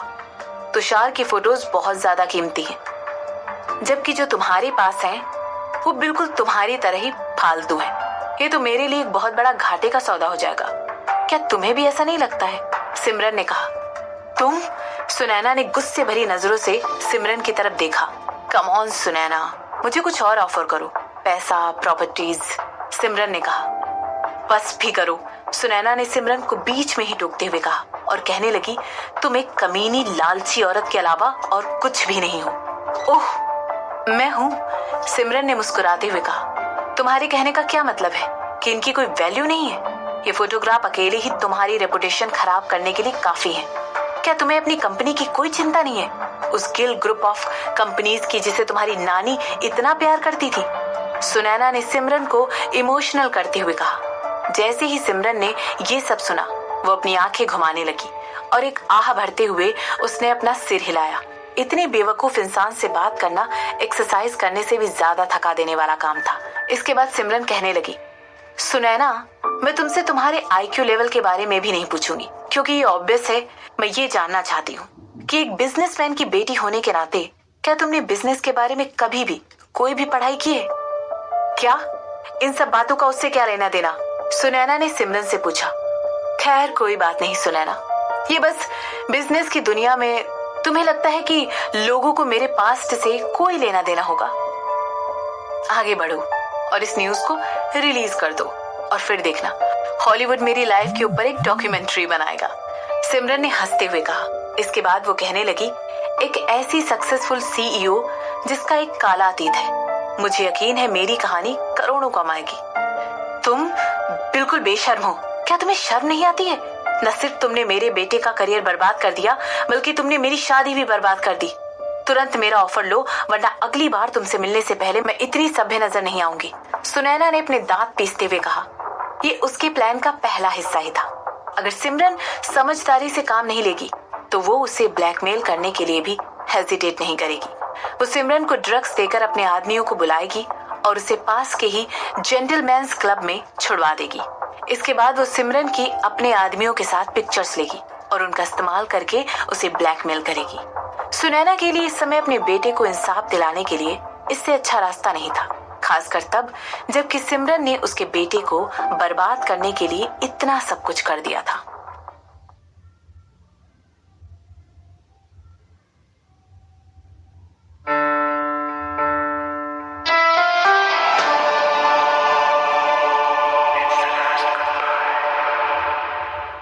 शर्मिंदा किस बात के लिए? उसने एक आईब्रो उठाते हुए कहा। इसके बाद वो कहने लगी, आखिर एंगेजमेंट के बाद भी वो कौन था जो दूसरे के साथ सो रहा था? बल्कि मैं तो ये सोच रही हूँ कि वो शादीशुदा औरत कौन जो कि अपने ड्राइवर के साथ सोती हुई पाई गई थी। तुम्हारी हिम्मत कैसे हुई? सुनैना अपनी सीट से उठी और कांपते हुए हाथों से अपने सामने रखे हुए पानी के गिलास को उठाने लगी। आगे बढ़ो, सिमरन ने उसे बीच में ही टोकते हुए कहा। इसके बाद वो कहने लगी, वो पानी मुझ पर फेंक दो और यहाँ हमारी बातें खत्म। सुनैना को अपनी जगह रोकने के लिए सिमरन के शब्द ही काफी थे और अपनी सीट पर वापस बैठते हुए वो सिमरन को घूरने लगी। सिमरन की हंसती खिलखिलाती स्माइल देखकर सुनैना को और भी ज्यादा गुस्सा आ रहा था और उसका मूड बहुत ज्यादा खराब हो गया था। ये सोचते हुए कि वो बस उन बादलों में से है जो गरजते हैं लेकिन बरसते नहीं, वो सिमरन को धमकाने लगी। अगर तुमने तुषार और मोनिका की फोटोज रिलीज की तो मैं वो सारी इंफॉर्मेशन रिलीज कर दूंगी जो भी मेरे पास तुम्हारे बारे में है। मुझे यकीन है इसके बाद तुम्हें प्रेस के थ्रू बहुत बुरी तरह पब्लिसाइज किया जाएगा। ये एक टिट फॉर टैट होगा। अगर तुम हमें बर्बाद करोगी तो हम तुम्हें बर्बाद कर देंगे, चाहे कुछ भी हो जाए। अगर मैं नीचे गई तो तुम्हें भी साथ लेकर जाऊंगी। सिमरन सुनैना की तरफ घूर कर देखने लगी।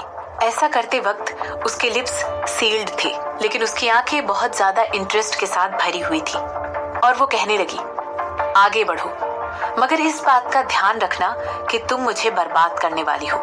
इस बात के लिए कॉन्फिडेंट रहना, वरना मेरे ख्याल से तुम्हें पता होना चाहिए कि तुम्हारे और तुषार दोनों के साथ क्या होगा। सिमरन ने ये सारी बातें बहुत ही शांति से कही थी। इसके बाद वो फिर कहने लगी, सुनैना, लेकिन एक और बात है जिसके बारे में मैं सोच रही हूँ। क्या तुम्हें वाकई लगा था कि मैं तुम्हें अपने दुश्मन की तरह देखती हूँ? मैं सिमरन गिल कपूर हूँ, मेरे नाम में ही क्रेडिबिलिटी भरी पड़ी है। तुम आखिर इतनी यकीन के साथ कैसे कह सकती हो कि मेरी जो भी फोटोज और फाइल्स तुम्हारे पास हैं वो मेरी रेपुटेशन खराब करने के लिए काफी रहेंगी? सिमरन ने सुनैना को धमकाते हुए कहा। तुम्हारी ये माइंड गेम्स मेरे साथ नहीं चलेंगे, सुनैना ने कहा। देखते हैं। सिमरन ने हाँ में सिर हिलाया और सुनैना की तरफ झुकते हुए उसने अपने हाथ टेबल पर रखे और कहने लगी, तो फिर मुझे लगता है अब हमारे लिए बात करने के लिए और कुछ भी नहीं बचा है। ऐसा कहने के बाद सिमरन अपनी सीट से उठी और टेबल से दूर जाने लगी। वहीं की वहीं रुक जाओ, सुनैना ने सिमरन के ऊपर चिल्लाते हुए उसे पकड़ लिया। वो जाकर सिमरन के सामने खड़ी हो गई और उसने अपने हाथों को क्रॉस करके अपनी चेस्ट पर रख लिया और कहने लगी, तुम्हें क्या लगता है कि मैंने तुम्हें यहाँ सिर्फ बार्गेन करने के लिए बुलाया था? सिमरन का चेहरा देखते हुए सुनैना ने अपनी बात कहना जारी रखा। क्या तुमने एक बार भी नहीं सोचा कि मैंने तुम्हें इस जगह पर मिलने के लिए क्यों बुलाया है? ये सुनते ही सुनैना को घूर कर देखने लग गई और इस समय उसके चेहरे पर एक ब्लैंक एक्सप्रेशन थे। अंदर ही अंदर वो सोच रही थी कि ये औरत कितनी बेवकूफ हो सकती है। ऐसा इसलिए है क्योंकि मेरे पास कनेक्शन है सिमरन, तुम जितना सोच सकती हो उससे कहीं ज्यादा, सुनैना ने बहुत ही घमंड के साथ कहा। इस समय उसकी आंखों में शैतानी साफ नजर आ रही थी। ऑफ कोर्स सिमरन को पता था कि सुनैना के बाद सारे कनेक्शन हैं। इनफैक्ट करण और सुनैना दोनों के ही इटालियन माफिया से भी अच्छे खासे रिश्ते थे और ऐसा इसलिए था क्योंकि ये दोस्ती जनरेशन से चली आ रही थी। उन दोनों की शादी करने का भी यही मेन रीजन था। उनकी शादी के साथ ही उन दोनों के बिजनेस मर्ज कर दिए गए थे और उन दोनों की ही पावर अब एक हो गई थी। उन दोनों के ही बिजनेस को मर्ज कर एक बड़े माफिया में बदल दिया गया था और उसको अब मिस्टर करण कपूर चला रहे थे। मैं तुम्हें एक और बात बताती हूँ, तुम इस जगह से एक पीस में तो वापस नहीं जाओगी। अब क्योंकि तुमने मुझे अटैक करने की हिम्मत की है तो तुम्हें इसके कॉन्सिक्वेंसेस भी भुगतने पड़ेंगे। सिमरन गिल कपूर, तुम इस दिन को अपने मरते दम तक याद रखोगी। सुनैना ने एक इविल हंसी हंसते हुए सिमरन से कहा। इस समय उसकी आंखों में उसके लिए नफरत साफ दिखाई दे रही थी। उसने एक रात पहले ही सारी तैयारियां कर ली थी ताकि सिमरन के लिए सब कुछ रेडी रहे। तो क्या हुआ अगर सिमरन अमीर और इन्फ्लुएंशियल थी? उसकी बस एक तस्वीर जिसमें वो बुरी तरह एक आदमियों के ग्रुप के थ्रू ह्यूमिलिएट की जा रही है। जब बदल कर रख सकती है, सुनैना बहुत ज्यादा डेस्परेट थी और इतने कम समय में वो सिमरन के साथ बस यही करने का सोच रही थी। उसने ऑलरेडी सिमरन को उससे बात करने का एक चांस दिया था, मगर उसने अपनी तीखी जुबान से सुनैना का सब्र तोड़ दिया था। तो क्या हुआ अगर सिमरन बाद में अपना बदला लेने वाली थी? सुनैना को पता था कि वैसी भी उसकी लाइफ खत्म होने वाली है। करण उसे डिवोर्स देने वाला था और वो अपने बैग पैक करके यूरोप छोड़कर जाने वाली थी। उसके पास सिमरन से डरने की अब कोई वजह नहीं थी। इस समय वो सिर्फ अपने बेटे का करियर बचाने के लिए अपना सब कुछ दांव पर लगाने के लिए तैयार थी। तुम एक नीच इंसान हो, सिमरन ने अपना सिर हिलाते हुए सीधे सुनैना की आंखों में देखते हुए कहा। इसके बाद उस प्राइवेट रूम का दरवाजा अचानक से खुला और सामने दिलीप खड़ा हुआ था। काम हो गया मैडम, दिलीप ने किसी और ही भाषा में सिमरन को सिग्नल देते हुए कहा। यही वजह थी कि सुनैना इस बात को समझ नहीं पाई थी। सिमरन ने दिलीप की तरफ देखते हुए हाँ में सिर हिलाया और इसके बाद वो वापस सुनैना की तरफ देखने लगी। तुम तैयार हो? ऐसा कहते हुए वो सुनैना की तरफ देखते हुए मुस्कुराई, जो उस समय वहां खड़े होकर कंफ्यूज्ड एक्सप्रेशन के साथ कभी सिमरन तो कभी दिलीप को देख रही थी। तुम आखिर करने क्या वाली हो? ऐसा पूछते हुए सुनैना ने एक कदम पीछे लिया और अपने फोन को अनलॉक करते हुए एक नंबर डायल किया। लेकिन इस समय जो उसे सुनाई दे रहा था वो एक एंडलेस रिंग थी जो दूसरी तरफ बज रही थी। इसके बाद उसने अपनी आंखें बड़ी करते हुए सिमरन की तरफ देखा और कहा, क्या किया है तुमने? जब सिमरन ने उसे कोई जवाब नहीं दिया तो सुनैना एकदम से पैनिक हो गई। सिमरन बस उसकी तरफ घूर कर देख रही थी, मानो उसे देखकर उसका मजाक उड़ा रही हो, जैसे कि वो एक बड़े शौक के होने का इंतजार कर रही थी। इसके बाद सुनैना कहने लगी, मैं तुम्हें वार्निंग दे रही हूँ सिमरन, अगर मुझे कुछ भी हुआ तो। फिर से धमकी? सिमरन ने उसे बीच में ही टोकते हुए कहा। इसके बाद वो कहने लगी, अभी कुछ देर पहले तो तुम मुझे धमकी दे रही थी और अब देखो बाजी पलट गई है सुनैना। तुम्हें नहीं लगता कि अब तुम्हारे लिए जो कुछ भी तुमने पहले कहा था उसके लिए पछताने का टाइम आ गया है? आखिर तुम्हें ये सब पता कैसे चला? कि सुनैना की आंखें पता नहीं किस बात के रियलाइजेशन से और ज्यादा बड़ी हो गई थी और वो कहने लगी, क्या तुम मेरी फैमिली में से किसी के साथ मिली हुई हो? क्या वो हर्ष है? वो हर्ष ही है ना? क्या वो तुम्हारे लिए हम पर नजर रख रहा था? इसी तरह तुम्हें मेरे प्लान के बारे में पता चला है ना? अब इस बात का कोई मतलब नहीं है। ऐसा कहते हुए सिमरन दिलीप की तरफ मुड़ गई और कहने लगी, इसे चुप करा देना। बिना किसी शब्द के दिलीप तुरंत सुनैना की तरफ मुड़ा और उसने उसे एक ऐसा इंजेक्शन लगाया जिसकी वजह से सुनैना का अपना बॉडी के ऊपर से कंट्रोल खो गया। वो आंखें बड़ी करके सिमरन को घूरती रही। इस समय वो उसे श्राप देना चाहती थी, लेकिन उसके अंदर इतनी भी ताकत नहीं थी कि वो कुछ बोल पाए। सुनैना, देखो, मैं तुम्हारी दुश्मन नहीं हूँ। तुम्हारे लिए मेरे मन में कोई पर्सनल फीलिंग नहीं है, तो अब तुम मेरी तरफ इस तरह घूरना बंद करो जैसे कि मैं कोई शैतान हूँ। सुनैना बस सिमरन की यही बात सुन पाई थी और इसके बाद वो बेहोश हो गई। जैसे ही सिमरन ने देखा कि सुनैना वहां पर किसी लाश की तरह पड़ी है, उसका चेहरा एकदम सीरियस हो गया और वो कहने लगी, इसका ध्यान रखना। इसके बाद वो वहां से निकल गई। जैसे ही वो इस रेस्टोरेंट के बाहर निकली, उसने एक लंबी सांस ली। इसके बाद उसने अपने एक्सप्रेशंस को ठीक किया और तभी उसके सामने एक ब्लैक मेबैक आकर रुकी। उसने तुरंत आगे जाकर उस कार का दरवाजा खोला और कार के अंदर जाकर बैठ गई। काम हो गया है, कार के बाहर देखते हुए उसने कहा। इसके बाद वो कहने लगी, आज के बाद से सुनैना मल्होत्रा हमारे बीच नहीं रही। उसकी फैमिली को उसके बारे में जरा भी शक नहीं होगा। तुषार CEO की पोजीशन से लात मार कर बाहर निकाल दिया जाएगा और उसकी जगह हर्ष ले लेगा। इसके बाद में मल्होत्रा कंपनीज को उनके हाल पर छोड़ दूंगी। कार में एक सन्नाटा छाया हुआ था और ऐसा लग रहा था कि मानो हर बीतते सेकंड के साथ अंदर का टेम्परेचर और गिरता जा रहा है। तुमने अच्छा काम किया। कुछ सेकंड के साइलेंस के बाद एक आवाज सुनाई दी। एक पॉइंट पर मैं समझ नहीं पाया कि आखिर तुम अपने प्लान के साथ कहां बढ़ रही हो, पर ऐसा लग रहा है जैसे कि मैं फालतू में ही फिक्र कर रहा था, क्योंकि सब कुछ ठीक से हो गया। हर स्टेप बेहद बारीकी के साथ कैलकुलेट किया गया था। मैं बड़े कॉन्फिडेंस के साथ ऐसा कह सकता हूँ कि तुम तो मुझसे भी बेहतर हो, यहाँ तक कि तुम तो उन बहुत सारे बिजनेसमैन से बेहतर हो जिन्हें मैं जानता हूँ। ऐसा कहने के बाद वो जानबूझकर रुक गया और फिर थोड़ी देर बाद कहने लगा, तुम तो कुछ ज्यादा ही डरावनी हो सिमरन, और अगर किसी ने मुझे धमकी भी दी ना, तब भी मैं कभी तुम्हारे रास्ते में आने की हिम्मत नहीं करूंगा। मुझे नहीं पता है कि ये कॉम्प्लीमेंट है या इंसल्ट, सिमरन ने उस आदमी की तरफ अपनी गर्दन घुमाते हुए कहा। इसके बाद वो कहने लगी, मैंने जो भी प्रॉमिस किया था उसे पूरा किया है। हमारे बीच जो भी शर्त लगी थी वो मेरी साइड से पूरी हो चुकी है और अब शर्त पूरी करने की बारी तुम्हारी है करण कपूर। उस इंफॉर्मेशन का क्या हुआ जो मैंने तुमसे पता लगाने के लिए कही थी?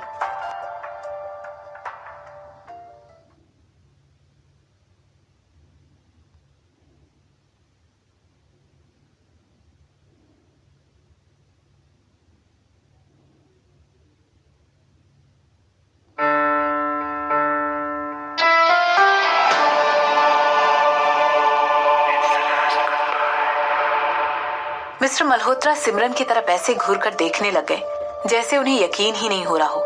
इसके बाद वो सिमरन से कहने लगे, मेरे पास वो है जो तुम्हें चाहिए। ऐसा कहते हुए उन्हें याद आया कि किस तरह सिमरन ने बड़ी बहादुरी के साथ उनके साथ डील एक्सेप्ट की थी, और ये बात तब की है जब सिमरन की नानी को मरे एक ही दिन हुआ था। आज भी उनके दिमाग में उस मीटिंग की याद इतनी ज्यादा क्लियर थी कि उन्हें सिमरन के चेहरे पर डेविल वाली स्माइल अच्छी तरह याद थी। जैसे ही उन्होंने सिमरन से सुनैना से डील करने के लिए मदद मांगी थी, वो तुरंत राजी हो गई थी। उन्होंने सिमरन के साथ एक डील की थी कि वो किसी तरह कोई रास्ता निकालकर उन्हें सुनैना से डिवोर्स दिलवा दे। लेकिन ये सब बहुत ऑब्वियस नहीं लगना चाहिए। ऐसे नहीं लगना चाहिए कि मिस्टर मल्होत्रा ही वो इंसान है जो इस शादी को एंड करना चाहते हैं। वो सुनैना के तब से मंगेतर थे जब वो दोनों बच्चे हुआ करते थे। हालांकि किस्मत को उन दोनों के लिए कुछ और ही मंजूर था। जब मिस्टर मल्होत्रा कॉलेज जाने लगे तो उनकी मुलाकात एक लड़की से हुई जिसका नाम पार्वती था। जैसे ही उन्होंने उसे देखा, उन्हें एक नजर में उससे प्यार हो गया। जब मिस्टर मल्होत्रा ने पार्वती को उसे और ज्यादा बेहतर तरीके से जानने के इंटेंशन से अप्रोच किया तो वो उन्हें किसी बीमारी की तरह अवॉइड करने लगी।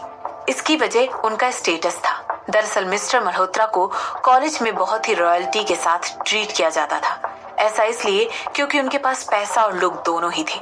वो सोचने लगी कि मिस्टर मल्होत्रा उसके पास जरूर किसी मकसद को पूरा करने के लिए आए हैं, वरना उनके स्टेटस का कोई इंसान भला उसे क्यों अप्रोच करता। पार्वती में कॉन्फिडेंस की कमी थी।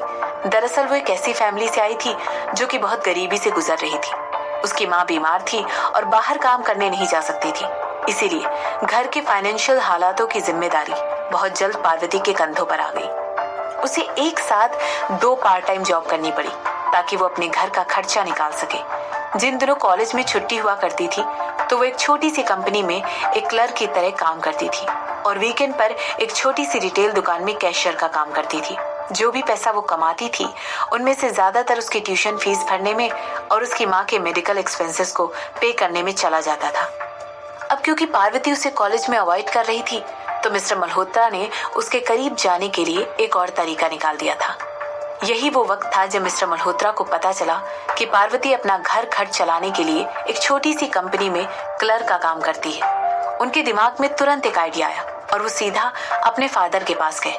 उन्होंने अपनी फैमिली बिजनेस के बाहर काम करने की परमिशन ली और एक छोटी सी कंपनी एक एंट्री लेवल वर्कर की तरह ज्वाइन हो गए। उन्हें लगा इससे उन्हें इंडस्ट्री का काफी अच्छा एक्सपीरियंस मिलेगा और इसके लिए उन्होंने ये रीजन दिया कि वो अपने कंफर्ट जोन से बाहर निकलना चाहते हैं। उनके इस सीखने के जज्बे को देखकर उनके फादर को बहुत खुशी हुई और वो बिना ज्यादा सवाल पूछे तुरंत उनके काम के लिए राजी हो गए। और इत्तेफाक की बात तो ये थी कि वो वही कंपनी थी जहां पर पार्वती पहले से काम करती थी। जोश में आकर उन्होंने एक बार फिर पार्वती को अप्रोच किया और इनका इस तरह लगातार उसे अप्रोच करना और उनकी सिंसियरिटी को देखकर पार्वती खुश हो गई। उन्होंने जल्द ही पार्वती का दिल जीत लिया था और वो उनके साथ रहने के लिए राजी हो गई थी। ये सब देखकर मिस्टर मल्होत्रा खुशी से फूले नहीं समा रहे थे, क्योंकि वो उनका पहला प्यार थी। हालांकि उनकी खुशी ज्यादा दिन टिक नहीं पाई, क्योंकि सुनैना अमेरिका से अपनी पढ़ाई पूरी करके वापस आ चुकी थी। जैसे ही मिस्टर मल्होत्रा के फादर को पार्वती के बारे में पता चला, उन्होंने तुरंत प्रेशराइज करके मिस्टर मल्होत्रा को उसके साथ संबंध तोड़ने के लिए कहा। उन्होंने ये भी कहा कि उस जैसी लड़की उन्हें जिंदगी में कुछ नहीं दे सकती है।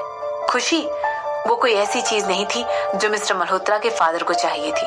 उनके नजरों में उसकी कोई कीमत नहीं थी। यहाँ तक कि उनके फादर ने उन्हें ये भी याद दिलाया कि वो ऑलरेडी सुनैना से एंगेज्ड है और अब क्योंकि वो दोनों मैच्योर एडल्ट्स हो चुके हैं तो उन दोनों को और ज्यादा मिलना जुलना चाहिए और अपने रिलेशनशिप को आगे लेकर जाना चाहिए। मिस्टर मल्होत्रा ने पार्वती के लिए लड़ाई करने की बहुत कोशिश की, लेकिन उनके फादर ने उन्हें डरा धमका कर चुप करा दिया और ये तक कह दिया कि अगर उन्होंने पार्वती के साथ अपने रिश्ते खत्म नहीं किए और अपनी जिद पर यूं ही अड़े रहे तो उसकी जिंदगी खतरे में आ जाएगी। ना चाहते हुए भी मिस्टर मल्होत्रा के पास पार्वती से रिश्ते तोड़ने के अलावा और कोई चॉइस नहीं बची थी। अभी वो अपने टूटे हुए दिल को समझाने की कोशिश कर ही रहे थे कि उन्हें सुनैना के साथ रिलेशनशिप में आना पड़ा। इन सब के बाद उनके फादर चाहते थे कि वो सुनैना के साथ एक मंगेतर वाला रिश्ता निभाए, पर जैसे जैसे वक्त बीतता गया मिस्टर मल्होत्रा पार्वती को भूल नहीं पा रहे थे। जब भी वो ज्यादा पी लेते थे वो सुनैना को पार्वती समझने लगते थे और नींद में भी पार्वती का नाम लेकर ही पुकारते थे। ये सब देखकर सुनैना को काफी बुरा लगता था।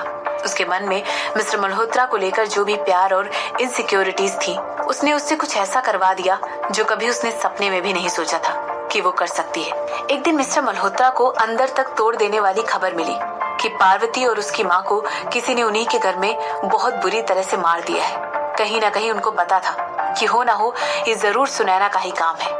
दिल ही दिल में उन्हें पता था कि सुनैना को पार्वती के जिंदा रहने से प्रॉब्लम थी, मगर उन्हें ये नहीं पता था कि ये पार्वती को मार देने जैसा बड़ा कदम उठा सकती है। सुनैना अंडरवर्ल्ड में भी कई लोगों को जानती थी, इसीलिए उसके लिए किसी को ऑर्डर देकर अपने बिहाफ पर मरवाना कोई बड़ी बात नहीं थी। वही मिस्टर मल्होत्रा पार्वती और उसकी माँ की मौत के लिए खुद को जिम्मेदार मानने लगे। उन्हें लग रहा था कि उन्हें उससे प्यार नहीं करना चाहिए था, उसे अप्रोच नहीं करना चाहिए था और ये गिल्ट ऐसा था जिससे वो कभी उबर कर बाहर नहीं आने वाले थे। मगर तब क्या उन्होंने इस बात के लिए कुछ किया? नहीं, उन्होंने कुछ नहीं किया। उस समय उनके फादर की कंपनी बहुत ही अनस्टेबल थी और अंडरवर्ल्ड में उनके रिश्ते बहुत कमजोर हो गए थे। उस समय वो सुनैना को नाराज करने का खतरा मोल नहीं ले सकते थे, इसीलिए उन्होंने एक प्लान बनाया।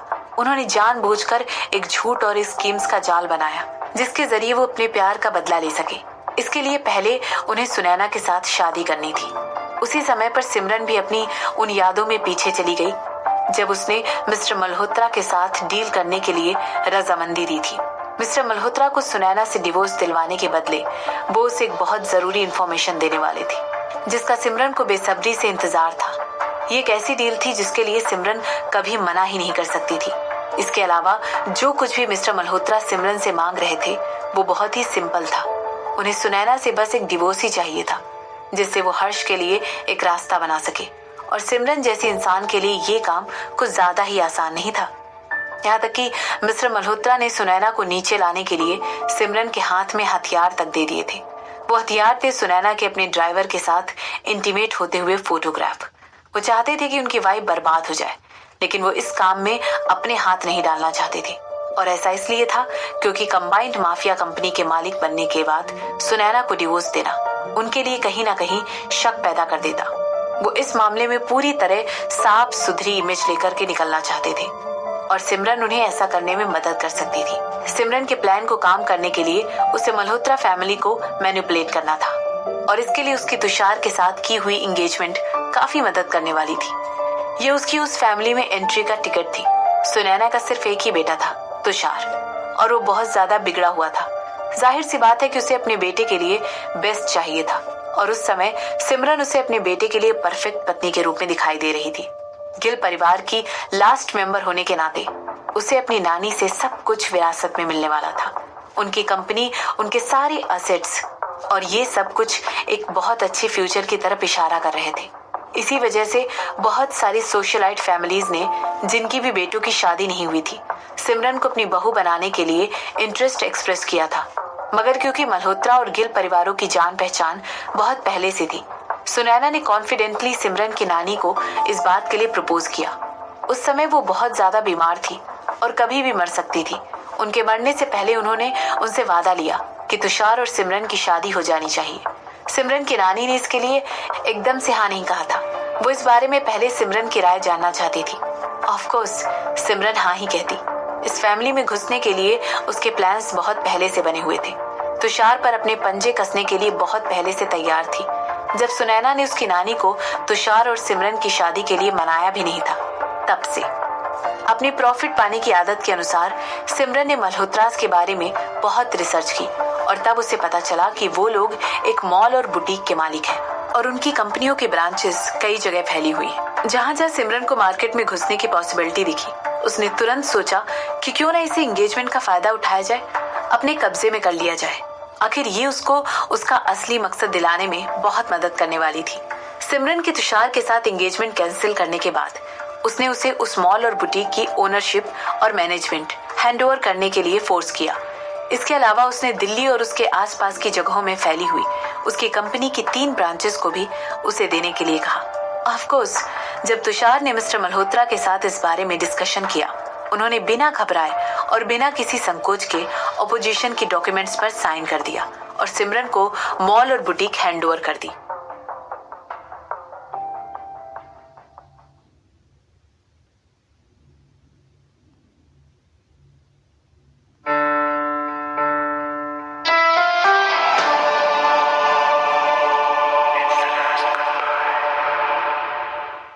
सिमरन ने मिस्टर मल्होत्रा के उसे कुछ भी देने के वादे का फायदा उठाया, क्योंकि उन्होंने उसकी मदद के बदले वो सब कुछ देने का वादा किया था जो कुछ भी उसे अपने प्लान के लिए चाहिए था। इसके बाद उसने इंतजार किया कि सुनैना तुषार को उसे उदयपुर तक फॉलो करने के लिए कहे। उसने इंतजार किया कि सुनैना अपने बेटे को कुछ भी करके बचाने की कोशिश करे।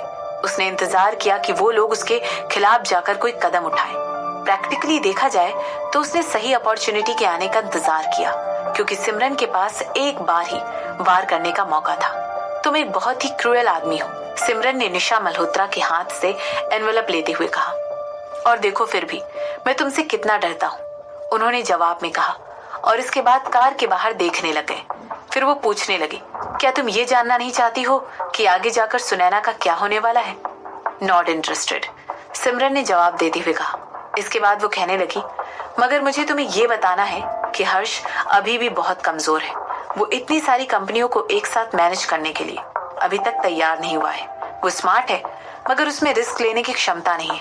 तुम्हें उसे अच्छी तरह ट्रेन करने की जरूरत है। मुझे पता है मेरे पास अभी भी टाइम बाकी है। मैं उसे सिखा सकता हूँ या फिर मैं उसे तुम्हारे पास भेज सकता हूँ और तुम उसे अपनी पलकों की छांव में ले लो। और मिस्टर मल्होत्रा ने सिमरन की बात का जवाब देते हुए कहा, मैं शादीशुदा हूँ। सिमरन ने उन्हें बीच में ही टोकते हुए कहा। आखिर मिस्टर मल्होत्रा क्या सोच रहे थे? क्या उन्होंने सोचा था कि वो उनकी इंटेंशंस को देख नहीं पाएगी? क्या उन्होंने ये सोचा था कि हर्ष तुषार की जगह ले सकता था? जैसे ही सिमरन ने ये सब कहा, मिस्टर मल्होत्रा ने तुरंत उसकी तरफ पलटते हुए पूछा, किससे? उसी इंसान से जिसे ढूंढने के लिए मैंने तुमसे कहा था, सिमरन ने जवाब दिया। दरअसल पहले सिमरन ने मल्होत्रा से 7 साल पहले जो कुछ भी हुआ था उसके बारे में इन्वेस्टिगेट करने के लिए कहा था और उसने उस आदमी से शुरुआत करने के लिए कहा था जिसके साथ वो लास्ट उस बार में मिली थी। आखिरकार उस बात को नजरअंदाज नहीं कर सकती थी कि उस रात जिसने भी उसे ड्रग दिए थे वो वही इंसान हो सकता था जिसके साथ वो सोई थी। जैसे ही वो आदमी मिला उसे उस रात उसने ड्रग दिए थे, उसने तुरंत रियलाइज किया कि ये वो आदमी नहीं है जिसके साथ वो उस रात थी। ये सब सुनकर मिस्टर मल्होत्रा के चेहरे पर एक सरप्राइज के एक्सप्रेशन जाग गए और वो कहने लगे, बढ़िया है, कॉन्ग्रेचुलेशन।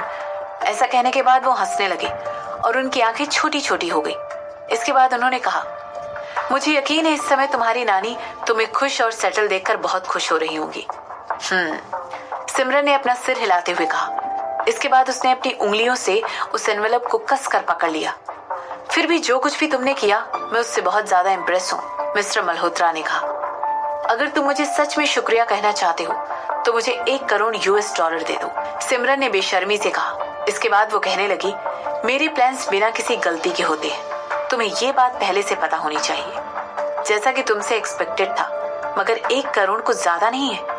कैसा रहेगा अगर मैं तुम्हें अब्रॉड में कुछ प्रॉपर्टीज दे दूं तो? ऐसा कहते हुए मिस्टर मल्होत्रा ने एक जोर का ठहाका लिया।